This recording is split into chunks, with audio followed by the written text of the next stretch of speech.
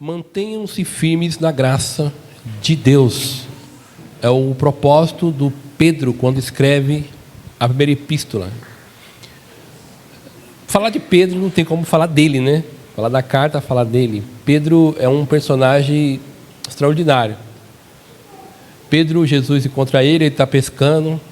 Pedro é aquele cara que fala uma coisa que tem tudo a ver, mas de vez em quando ele fala umas coisas que não tem nada a ver.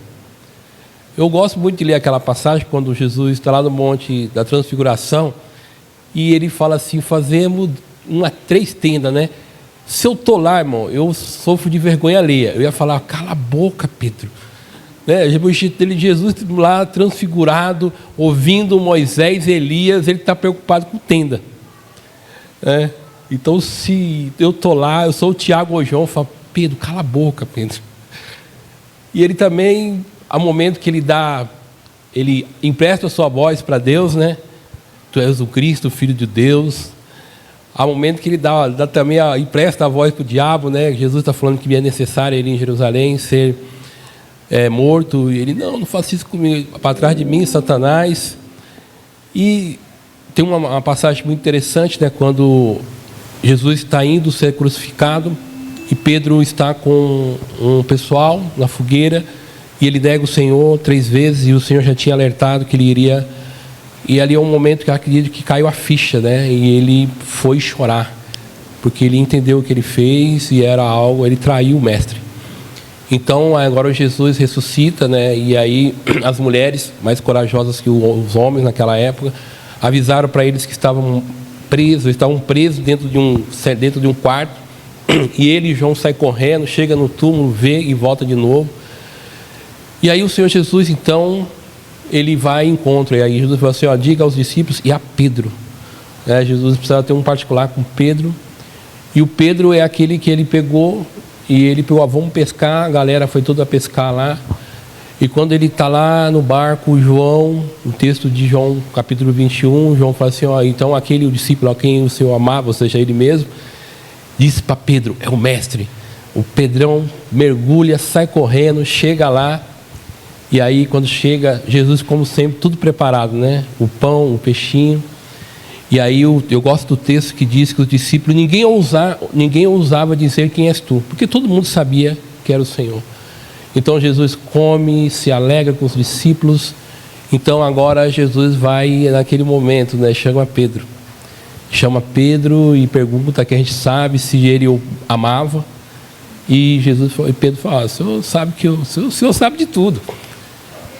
E aí depois Jesus diz como ele ia morrer. Pedro é um dos homens que sabia como ele iria morrer. Ele não sabia quando, mas ele sabia como ele iria morrer. Jesus disse que ele ia morrer crucificado. Então, é privilégio, né? E quando chega a época, segundo a tradição, ele diz para matar ele de crucificado de cabeça para baixo, porque ele não era digno de morrer como o seu mestre. E a carta mostra mais de 30 anos de serviço de Pedro, um homem maduro, um homem que foi encorajado por Jesus naquele momento lá na praia. É o homem agora que está encorajando igrejas na Ásia. Esse homem que está agora sendo o apóstolo Pedro. E ele se direciona a essa carta aos irmãos da dispensação, aos irmãos agora que estão dispersos, que estão sofrendo perseguição, e ele agora vai encorajar esses irmãos. Ele vai animar o coração desses irmãos. E quem melhor pessoa do que Pedro para encorajar? Aquele que foi encorajado por Jesus e cometeu um ato muito horroroso, negar o mestre.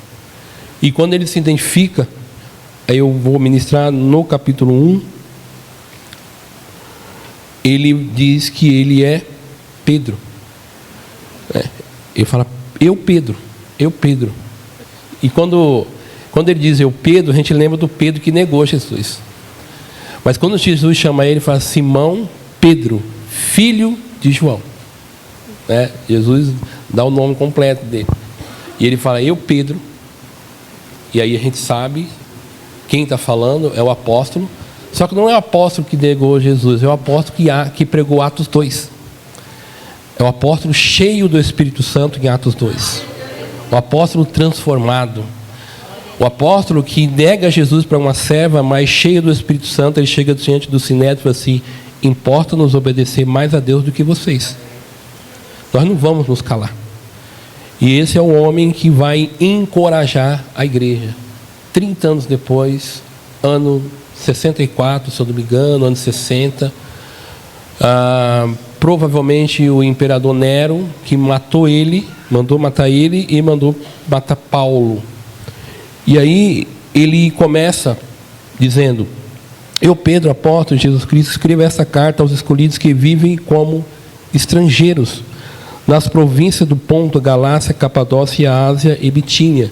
Então eram os irmãos que estavam nessa região, hoje é a Turquia, e eles, então, tem um monte de irmãos espalhado, e aí é difícil a gente saber qual tipo de perseguição que era, mas essa ideia de ele fala de estrangeiro, de peregrino, então espiritualmente, né, é muito fácil aplicar. Todos nós somos estrangeiros, todos nós somos peregrinos, somos exilados deste mundo, a nossa pátria está no céu, e é uma das coisas que ele vai trabalhar na carta. Mas esses irmãos, eles estão ali porque na época do imperador Cláudio, o imperador Cláudio, ele é conhecido em Atos, tá? Foi aquele que expulsou os judeus, entre eles Priscila e Átila. Eles são expulsos daí de Roma por causa de uma confusão que os judeus causam lá, da briga, da treta que tem entre os judeus e os cristãos. Então parece que foram expulsos. E o imperador Cláudio, ele tinha uma política de expansionismo, de levantar colônias, e pode ser que ele levou alguns exilados, alguns irmãos cristãos para essas províncias. Então ele tirou de Roma, colocou esse pessoal lá. Então Pedro agora está falando a esses irmãos que eles são estrangeiros, que eles são agora, e alguns acreditam que eles eram perseguidos ou pelo Estado de Roma. Viver em Roma, um cristão nessa época não era uma época muito fácil para um cristão. Do Nero, um imperador louco que tacou fogo em Roma e meteu a culpa nos cristãos da época. E então pode ser a perseguição do Estado, pode ter sido do Estado, mas também muitos cristãos eram perseguidos por ser cristão. Então ele falava que era um cristão, ele era perseguido, ele era zombado, hostilizado, não muito diferente de hoje, né? Então, um determinado segmento da sociedade que nós estamos inseridos, e quando nós falamos que somos cristãos, a gente é mal visto na sociedade, né? Ou nos considera quadrado, pessoas retrógradas, burras, ignorantes. Então percebe-se que não mudou muito de 2000 anos para cá, né? Então a gente sofre perseguição pelo simples fato de ser discípulo de Jesus. Então é esse grupo de pessoas que o apóstolo Paulo ele vai ministrar. Pedro, e o Pedro, ele está falando para uma comunidade que está no mundo romano, o grego romano. Se você quer conhecer como que as pessoas pensavam nesse mundo, é só você ler Carta de Paulo aos Romanos, capítulo 1, do versículo 18 ao 32. Então você vai ver como que a sociedade da época viviam. Eles eram idólatras e eram promíscuos, né? Eles trocaram o Criador pela criatura e eles se inflamavam entre si. Então essa é a sociedade em que a cristandade vivia na época. E aí, quando a gente vai caminhando mais um pouquinho, e ele diz assim: aqueles que vivem como estrangeiro. E aí o apóstolo Pedro, ele vai trabalhar uma questão interessante, que é a viva esperança. Como que nós vivemos diante do sofrimento. E aí, Pedro, ele tem no versículo 6, né, ele vai falar isso. Ele diz assim, no versículo 6: portanto, alegre-se com isso, ainda que agora, por algum tempo, vocês precisam suportar muitas provações. Ele também fala isso no capítulo de número 2, no versículo de número 12. Ele diz assim: procurem viver de maneira exemplar entre os que não creem, assim como que eles o acusem de praticar o mal, verão o seu comportamento correto e darão glória a Deus quando ele julgar o mundo. Por causa do Senhor, submetam-se a todas as autoridades humanas, seja o rei como autoridade máxima, seja os oficiais nomeados, enviados por ele para castigar os que fazem o mal e honrar os que fazem o bem. E aí ele diz assim: é da vontade de Deus que pela prática do bem vocês calem os ignorantes que os acusam falsamente. Pois vocês são livres e, no entanto, são escravos de Deus. Não use de sua liberdade como desculpa para fazer o mal. Trate todos com respeito, ame o seu irmão em Cristo, tema a Deus e respeita o rei. Ele não está falando ao rei bondoso, ele está falando do Nero, o cara que mandava matar cristão. Então ele está falando, respeita o rei, né? Então ele está falando, vocês estão sendo perseguidos, viva de uma forma praticando bem. E aí, se ele está falando isso lá naquela época, né? E aí tem alguns outros textos. Então, mas só que o que ele diz no capítulo 1? Que mediante a fé, quando um cristão vive dentro de um ambiente hostil, Deus protege ele. No versículo 5, por meio do quê? Do seu poder. Então, muitas vezes a gente fala assim que, eu tenho visto hoje, né, as pessoas falam assim, o mundo está piorando. Não, onde até eu li, vai piorar mais ainda. Então, a má notícia que eu tenho é dar para vocês. Então, até onde eu li, o negócio vai ficar muito difícil. Ou as pessoas falam, a gente precisa mudar o mundo. Jesus disse que eu tenho que mudar o mundo. Ele disse que eu tenho que pregar o evangelho, proclamar o evangelho e fazer discípulo. Foi isso que ele mandou fazer, né? E ele disse, ao fazer isso, o poder dele vai se manifestar. Pessoas serão curadas, demônios serão expulsos e o nome de Jesus será glorificado. Ele não disse que eu tenho que mudar o mundo. Ele disse que assim, olha, eu oro para que não os tire do mundo, né? Eu oro porque eles estão no mundo, mas os livre do mal. Então, nós estamos no mundo, Deus sempre vai nos livrar do mal. O mal nunca vai prevalecer num discípulo de Jesus. Agora, ele não disse que eu tenho que transformar o mundo, ele disse que eu tenho que pregar o evangelho no mundo. E aí, aquela pessoa que ouviu a mensagem, ele será transformada e virá fazer parte do reino. Então, e aí, no versículo 5, ele diz, por meio da fé que vocês têm, Deus os protege com o seu poder. Então, quando eu confio em Deus, mesmo em um mundo hostil, Deus me protege por meio do poder dele. Entendeu? Então eu tenho que viver uma vida que agrada a Deus no mundo hostil. E o mundo que Pedro escreve é um mundo hostil, não é um mundo em que eu e você gostaria de viver, tá? Então, se a gente pensa que a nossa situação é difícil, imagine dos irmãos do primeiro século. E aí, ele vai trabalhar uma coisa interessante, que é a salvação.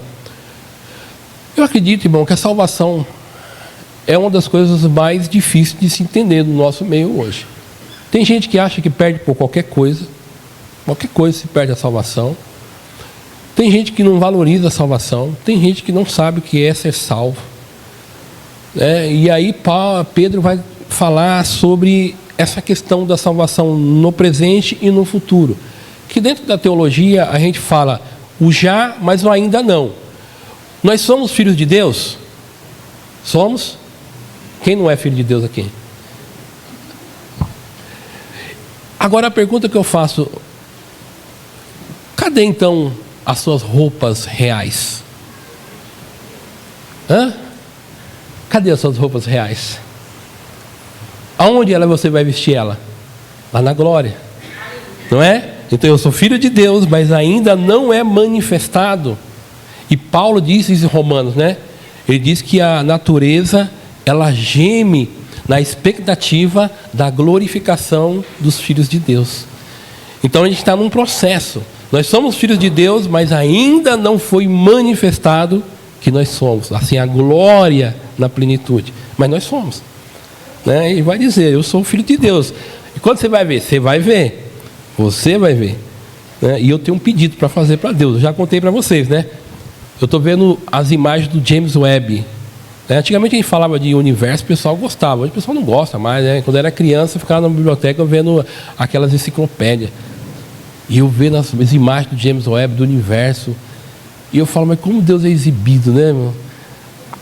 O universo, coisa mais linda, colorido. Aí meu pedido, quando eu chegar lá, eu não sei se ele vai me atender, eu vou pedir para ele mostrar a criação em câmera lenta. Eu falei, Deus, dá para você mostrar em câmera lenta como você vê das galáxias, o universo?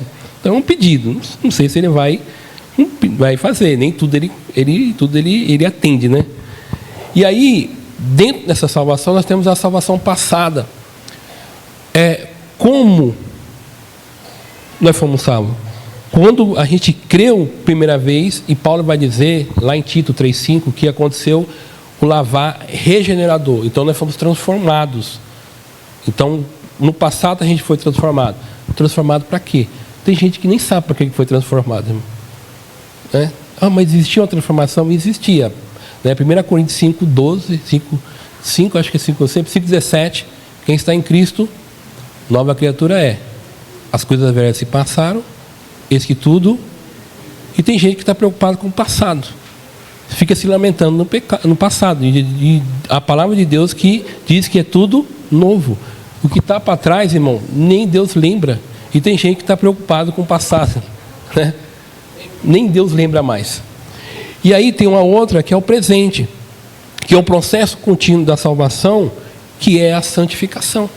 E que ele diz no versículo de número 9: pois está alcançado o alvo da sua fé, a salvação. E olha o que ele diz lá em 1 Coríntios, no capítulo 1.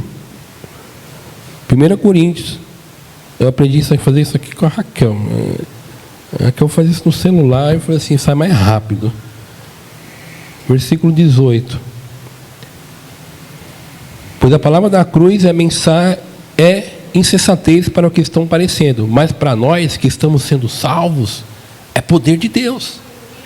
Então, o processo da salvação no presente é o poder de Deus se manifestando na nossa vida. Então, esse é a característica da salvação na nossa vida agora. Toda vez é o processo da santificação, é o poder de Deus se manifestando na nossa vida. A gente já foi transformado, agora é o poder de Deus atuando na nossa vida. E o futuro é a segunda vida de Cristo, quando a salvação ou a santificação, elas serão alcançadas de uma forma plena, que é a glorificação que Paulo diz lá em Romanos 8:23. Mas o que está acontecendo agora? Então, quando eu olho para o futuro, eu sei o que vai acontecer. A glorificação completa. Eu não sei, eu não tenho nem ideia do que é isso, irmão. Mas o meu coração, ele anela. Uma das coisas que eu acho mais extraordinária de ser crente é que eu nunca estive no céu. E você também não. Então estamos tudo igual. Mas quem não sente vontade de ir para o céu? Quem não sente vontade de ir para o céu aqui? Quem não sente vontade? Nem momento da sua vida que você fala assim, eu queria estar lá agora. Você sente saudade do céu. Nós sentimos saudade de um lugar de onde nós nunca fomos. Porque o nosso Senhor está lá. Porque nós sentimos Ele. E aí, dentro disso, Pedro, ele fala no versículo 3 e 4, ele fala sobre, ele diz assim, todo louvor seja Deus, o Pai de nosso Senhor Jesus Cristo, por sua grande misericórdia, Ele nos fez nascer de novo, por meio da ressurreição de Jesus Cristo, dentre os mortos. Agora temos uma viva esperança e uma herança imperecível. Ele fala de duas coisas interessantes. Ele fala da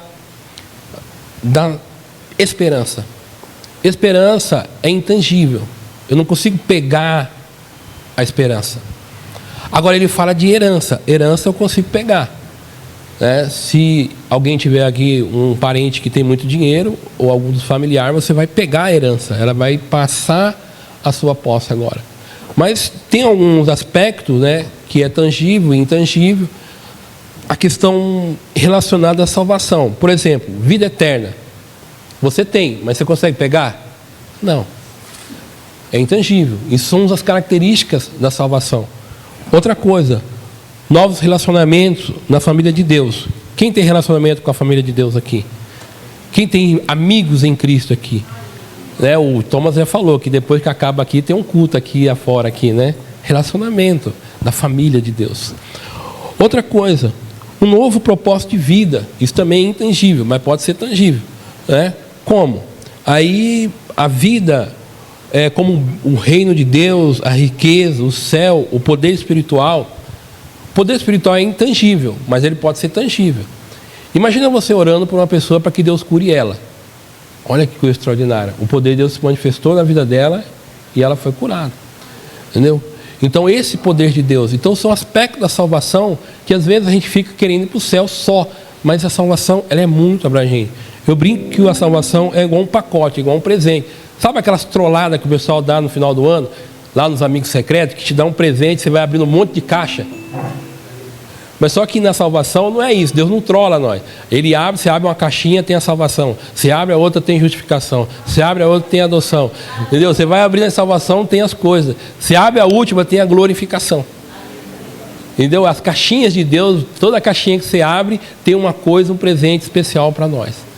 Então a salvação é isso. E Pedro, ele faz a gente lembrar isso. E o que ele quer dizer, né? Como os crentes podem ter uma vida de alegria, apesar do sofrimento. Ah, eu não sofri. Sinto muito de dizer, você vai sofrer. Efésios capítulo 6, versículo 13. Ele diz assim: possai resistir ao dia mal, revestível de toda a armadura de Deus, para que possai resistir ao dia mal. Então, se você não sofreu, sinto muito de dizer, você vai sofrer. Vai sofrer. Qual foi o primeiro hino? Eu amo a mensagem da cruz. E até morrer. O que é a mensagem da cruz? O que você falou que você ama? Sofrimento. Não é? Agora, na cruz também há vitória, não é? Mas a cruz é um dos símbolos de sofrimento. Então, se você cantou, não cantou? E cantou bonito, não cantou? Então você falou que você ama o sofrimento, ama tudo que ela representa. Foi você que cantou. Coloca a culpa lá no Valdemir. Ele e a irmã Ana, eles que cantaram e vocês foram no embalo deles. Não foi? Então, sinto muito me dizer. Mas a alegria, ela está associada à salvação. Quando a gente vê o versículo 5 até o versículo 9, ele diz: por meio da fé que vocês têm, Deus os protege com o seu poder, até que receba essa salvação. Ele está falando do processo aqui, tá? E aí ele fala: prontos para ser revelados nos últimos tempos. Portanto, alegre-se com isso, ainda que agora, por algum tempo, vocês precisam suportar muitas provações. Elas mostrarão que a sua fé é autêntica. Então, se você está sofrendo, passando por provações, eu não sei se eu sou um crente autêntico. Você está sendo autenticado pelas provações. Você está sendo mostrado para você que você é um crente verdadeiro. Então ela está mostrando que você é um discípulo de Jesus. Então tem gente que tem dúvida se é filho de Deus ou não. Então se está suportando a aprovação, a autenticidade de Deus está sendo mostrada. Embora nunca tenham visto, vocês o amam. Quem ama Jesus aqui? Quem viu Jesus? Você nunca viu Jesus? Como é que você ama uma pessoa que você nunca viu? E Pedro diz. E Pedro pode falar com moral, né? 3 anos e meio de discipulado intensivo com Jesus. Isso não quer dizer muita coisa também, porque ele, apesar dos 3 anos e meio, ele fez as bobagens. Jesus falou assim: olha, quando você se converter, olha, o cara andou 3 anos e meio com Jesus, depois Jesus falou assim: olha, quando você se converter, né, ele precisava se converter ainda. Imagina, hein, meu irmão, 3 anos e meio com Jesus, depois Jesus falou: você tem que se converter ainda. Mas ele falou assim: olha, vocês não conhecem, vocês não viram ele, mas vocês amam. E ainda que não vejam agora, creem nele. Crer aqui não é no sentido de crer, não, é de confiar nele. Eu confio nele. E ele fala assim: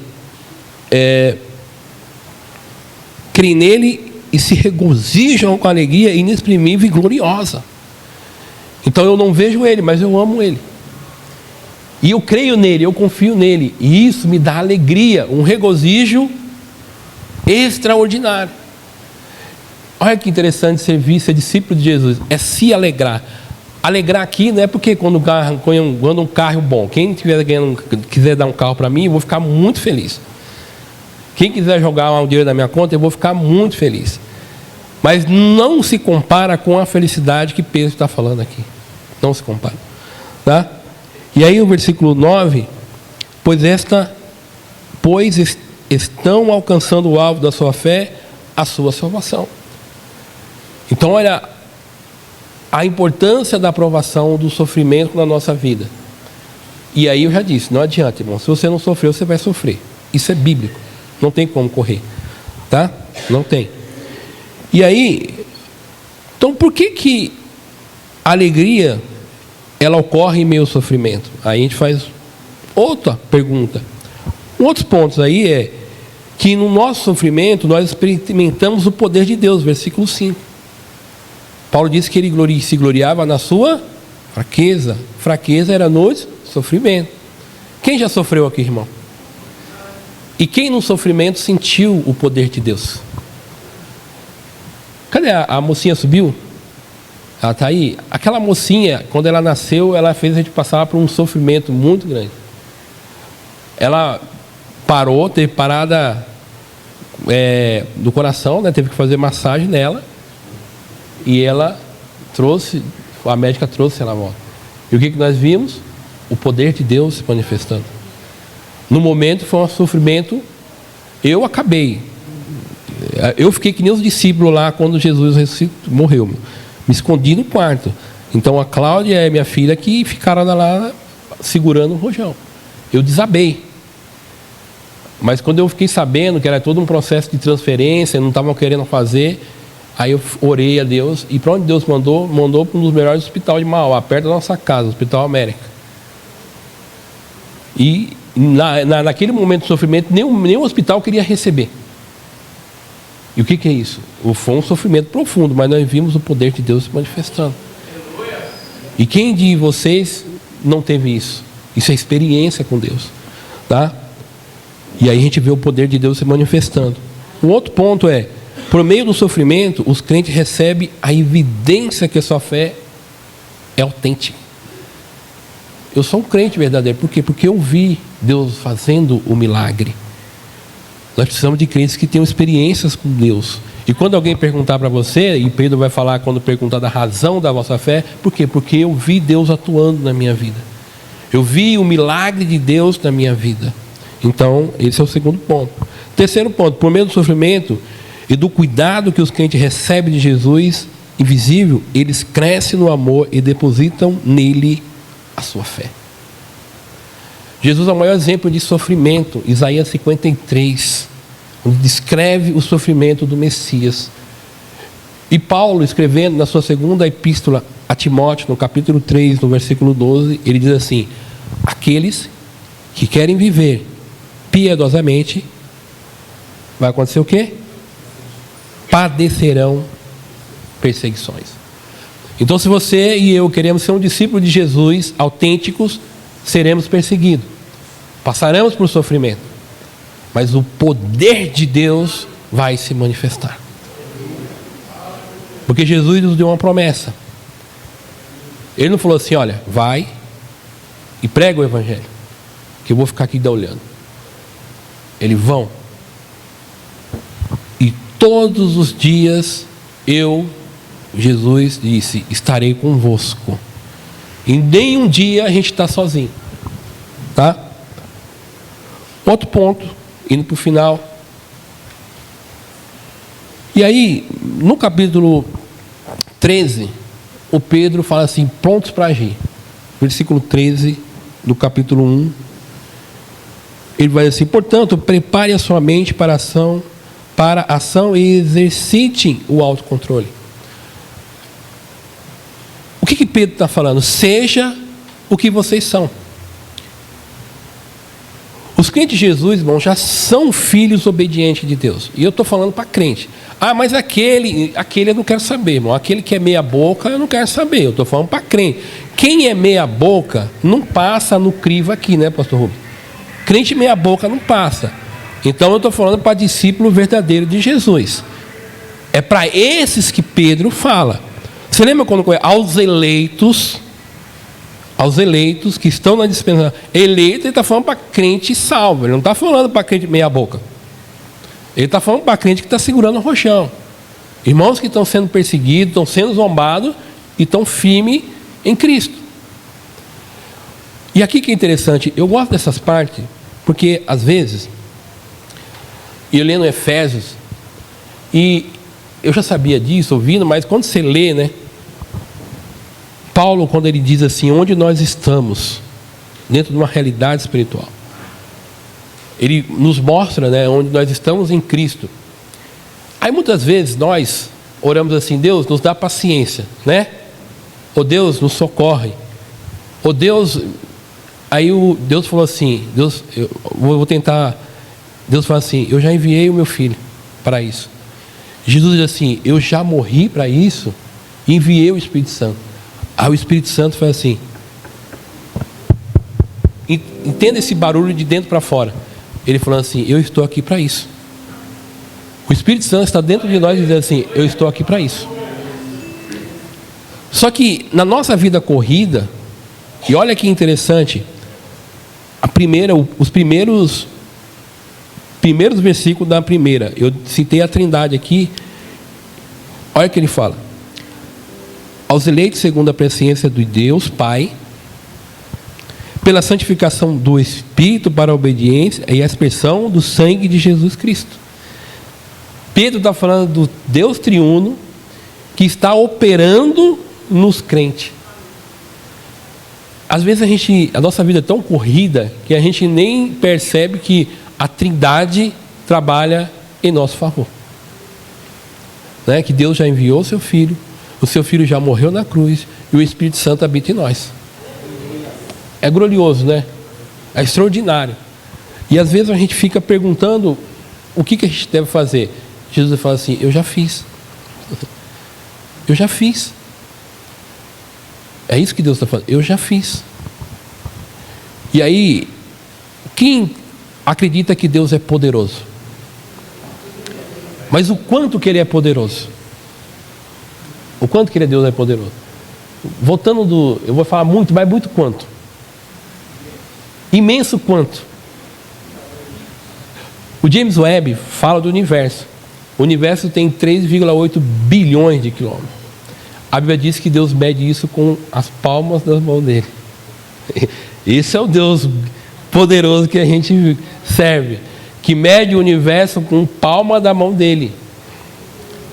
Esse é o Deus poderoso que quando Ele cria, e eu gosto de Gênesis, Ele haja luz e houve luz. Quando Ele fala, as coisas acontecem exatamente como Ele quis. Ele poderia ter feito tudo em um dia, mas Ele fez em parte, para mostrar o quanto que Ele é poderoso. Esse é o Deus que a gente serve. O Deus poderoso que o povo de Israel, quando foi fazer a aliança no Sinai, e uma das maneiras que Deus se manifesta é por meio de trovões, buzina. Irmão, se eu estivesse lá, eu também estava tremendo do mesmo jeito.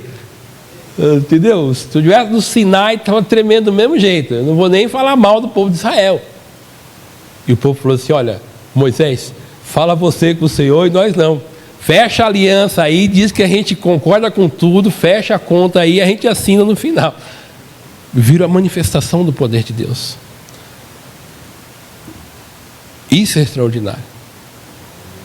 É tão extraordinário que o Jesus nasceu de uma forma virginal. Extraordinário, é um milagre. Isso é poder de Deus. Esse é o Deus que nós servimos. Esse é o Deus que nós servimos.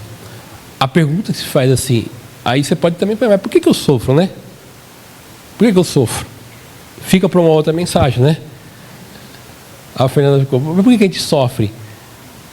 Quem sofreu primeiro, irmão? Quem sofreu primeiro? Quem sabe quem sofreu primeiro? Quem foi o primeiro ser a sofrer? Deus. Deus foi o primeiro ser a sofrer. Quando os anjos se rebelaram com Ele lá no céu. Se você tem um ser que entende de sofrimento, é Deus. E depois ele sofre quando Adão desobedece no Éden. Aí a pergunta é lógica. Se Deus sofreu desde o princípio, por que eu e você quer ser bonitão e não quer sofrer? E nós somos frutos da queda. Agora chegará um dia, lá em Apocalipse diz que Ele vai enxugar toda lágrima. Aí não vai ter mais sofrimento. Mas até lá, vai sofrer. E aí, o Pedro ele fala de 4 imperativos fundamentais. O primeiro, ele fala assim, ó, coloque a sua esperança na graça vindoura. Prepare de uma forma mental. Ele está falando de disciplina. Ele faz isso no versículo 13 lá, ele diz assim, ó, portanto, prepare a sua mente para exercitar o autocontrole. Então o que eu tenho que fazer? E aí ele continua, olha, deposite toda a sua esperança na graça que receberão quando Jesus Cristo for revelado. O que me faz suportar o sofrimento? É olhar para o futuro. Olhar para o futuro, irmão. Por isso que eu gosto de Apocalipse. E eu já disse, Apocalipse é um livro de esperança. Não é um livro de você ter medo, é esperança. E a gente, quando João está preso, o império falou, nós vencemos. O cara está preso lá, ele vai negar. A igreja sendo perseguida, o chicote estralando. O que João vê? O céu aberto. O anjo falou assim, olha, tem uma porta aberta, vem para cá que eu vou te mostrar as coisas que acontecerão nos últimos dias. E o que acontece nos últimos dias? A grande Babilônia cai. O falso profeta, o anticristo, a besta derrotada. Não é isso? E tem um povo lá glorificando Deus no céu. E aí Deus desce uma cidade, que é a Nova Jerusalém. O que ele está falando? O que ele disse para nós? Eu venci. Essa é a mensagem. Então nós já servimos um Deus que venceu. Então quando eu olho para a vida de Jesus, ele está falando assim, olha, eu vou vencer todos os inimigos. É a mensagem que ele está dizendo. Então quando eu olho para a vida de Jesus, ontem nós tomamos ceia. Qual é uma das finalidades de ceia? Fazer isto anunciando até que ele venha, né? Fazer isso até que ele venha. Quando eu faço a ceia, eu estou dizendo que Jesus, eu estou proclamando que Jesus vai vir. Porque ele disse, o que ele disse na última ceia? Os discípulos, não vão tomar mais até a próxima ceia. Eu, você, todos nós estaremos com ele. Promessa dele. Promessa dele. Foi o que ele fez lá na ceia. Toda essa ceia agora, nós estamos falando que um dia nós vamos tomar com ele. A gente faz coisas, irmão, e a gente não pensa no que a gente faz. Quantas ceias a gente toma no ano? 12. 12 vezes no ano eu estou dizendo que Jesus vai vir. Eu estou dizendo que eu vou tomar ceia com ele. Lá na glória. Então com o meu ato eu estou dizendo que eu creio nele. Então o que ele está falando? Olha para a vinda de Jesus. Olhar para a vinda de Jesus é onde eu consigo ter autocontrole. Por que tem crente desesperado? Irmão? Tem crente que tudo que acontece no mundo é o fim do mundo. E fica desesperado. O que Jesus falou assim? Acautelai-vos. E ele falou assim, ó, quando essas coisas começarem a acontecer, você tem que ficar triste, ficar temeroso, apavorado? Não. O que ele disse que tem que fazer? Alegrai-vos. Porque a vossa salvação já está perto. Então quando o negócio estiver pegando fogo, irmão, glória a Deus, ele está voltando. O rei está voltando. O rei está voltando. É esse. Agora tem gente que vê que o mundo está lá, o Putin joga a bomba, fica com medo. Entendeu? Segurança na palavra de Deus. E aí, a gente não pode colocar as nossas seguranças, problemas de dinheiro, político, personalidades. Não é onde a gente deve colocar. A nossa mente não deve estar exercitada nisso. Outro, seja um santo. O que isso abrange para nós, irmão? Os nossos desejos não podem ser conforme o anterior. E aí, ele diz assim, ó, vocês não são filhos de Deus? Vou parafrasear o que Pedro está falando. Nós não somos filhos de Deus? No versículo, ele nem escreve, se nós somos filhos de Deus, ele está falando assim, vivam como tais. Como vive o filho de Deus, irmão?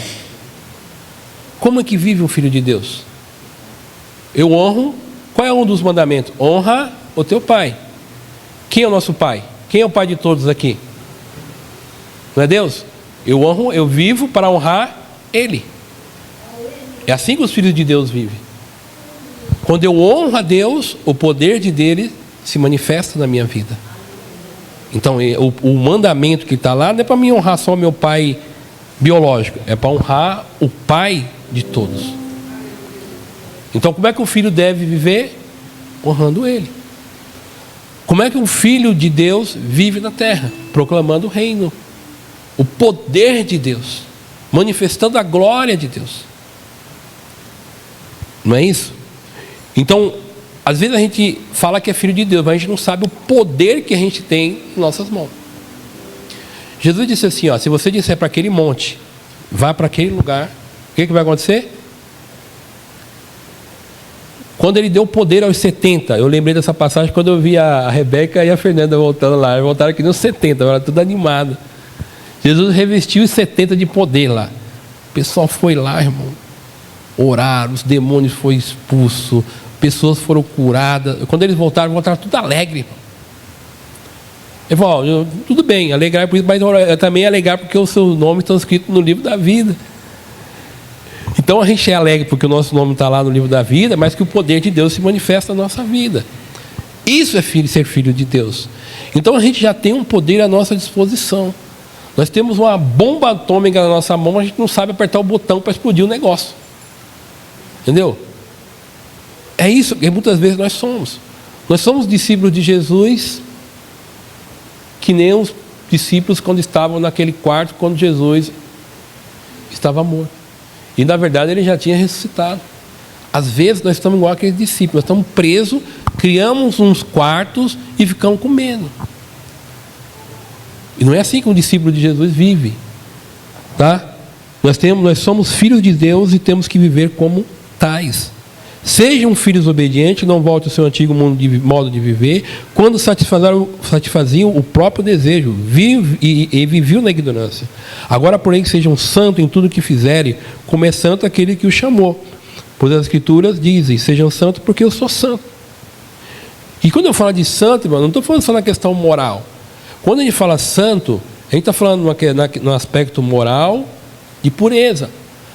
Agora, ser santo é entrar no lugar santo. Muitas vezes a gente relaciona a santidade só com aspectos morais, ou da imoralidade. Eu não vou pecar. Pecar a gente peca, mas não é só isso que está falando. Viver uma vida santa é sempre ter a presença de Deus na vida. É sempre entrar no lugar sagrado. Um dos maiores privilégios de ser filho de Deus é entrar na sua presença. Esse é um dos maiores privilégios. Então eu não sou filho de Deus porque eu tenho medo do pecado.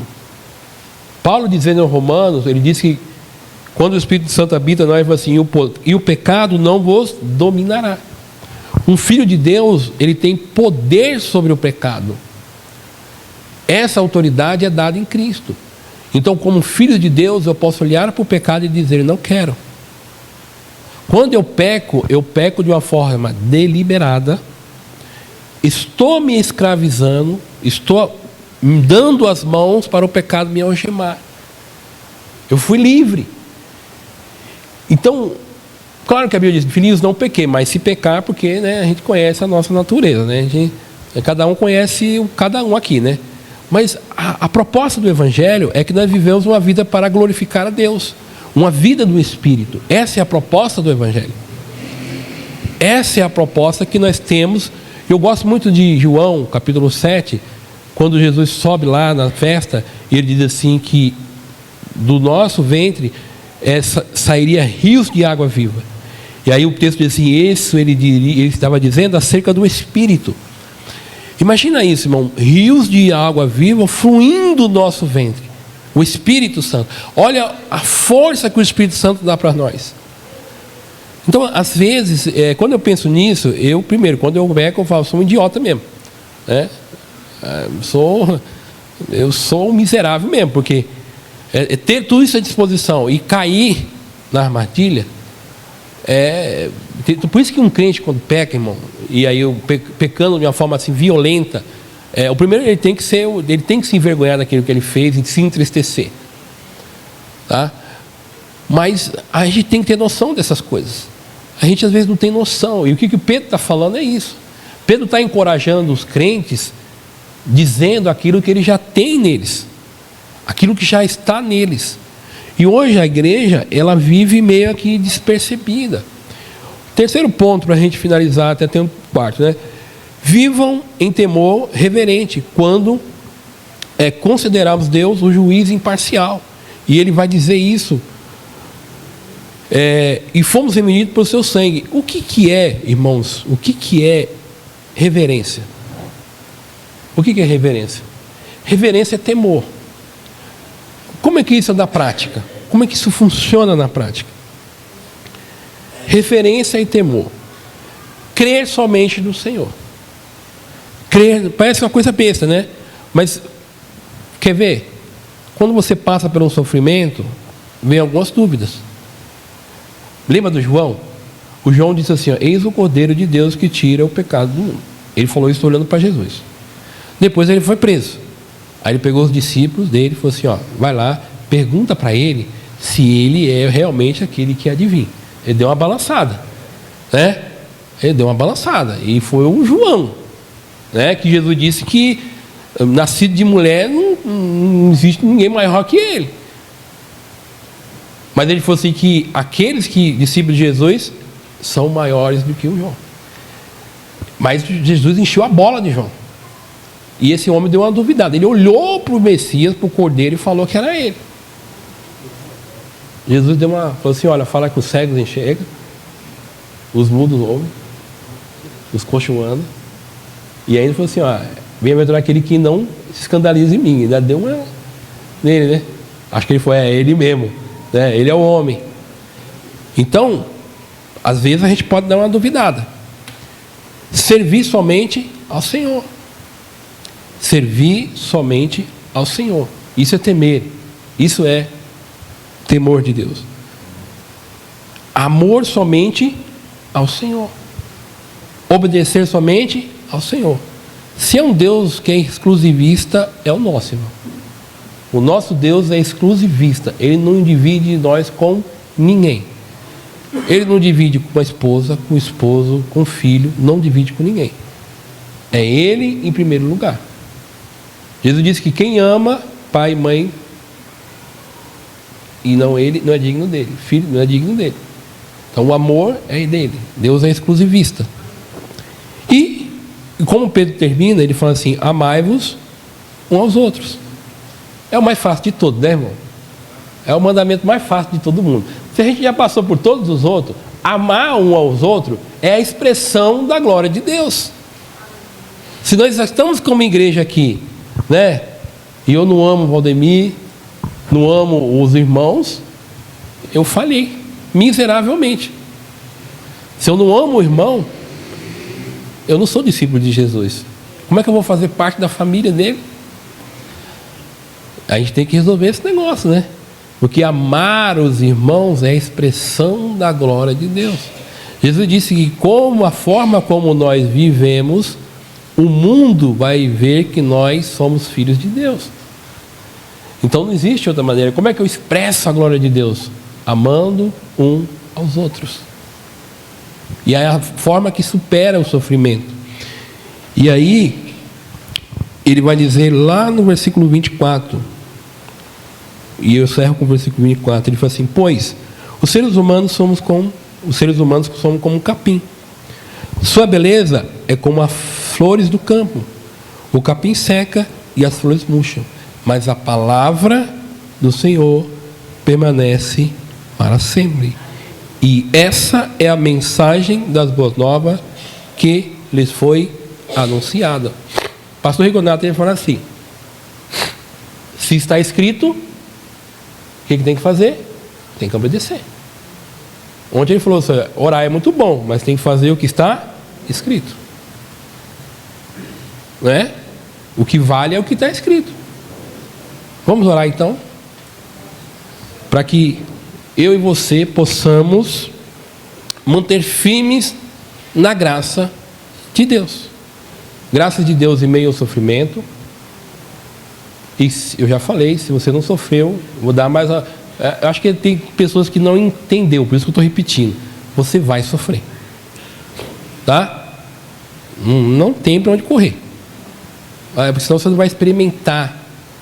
Não é como é gostoso sofrer, né? Não é gostoso sofrer, né, irmão? Mas ter experiências. Vamos orar em nome de Jesus.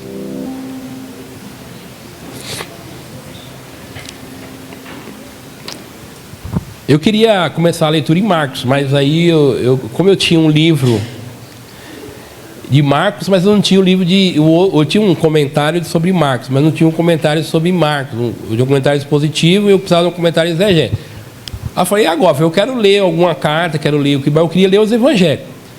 Aí como tinha os dois de Pedro, eu falei, vou ler 1 Pedro. Então estou lendo 1 Pedro. Talvez, não sei, a proposta é 3 meses, mas eu acho que vai dar mais. Eu me conheço, não vai dar 3 meses, porque eu não sou tão organizado assim. Mas a carta de Pedro é uma carta espetacular. Espetacular. Porque quem é o melhor homem para encorajar aqueles que estão passando por sofrimento? Porque ele teve um período da sua vida, ele sofreu porque ele negou o mestre. E ele passou 30 anos da sua vida pregando o evangelho e sofrendo por causa do evangelho. E morreu por causa do evangelho. Então que nós saímos daqui sabendo que lá fora no mundão, o mundo não nos ama. O mundo nos odeia. O simples fato de eu e você ser cristão, e cristão verdadeiro, isso é um fator para sermos perseguidos. Sermos debochado da gente, entendeu? Ser humilhado. Bem-vindo à família de Deus. Bem-vindo. É assim mesmo. Mas chegará um dia que Jesus vai falar, bem-vindo, benditos do meu Pai. A esse dia vai chegar.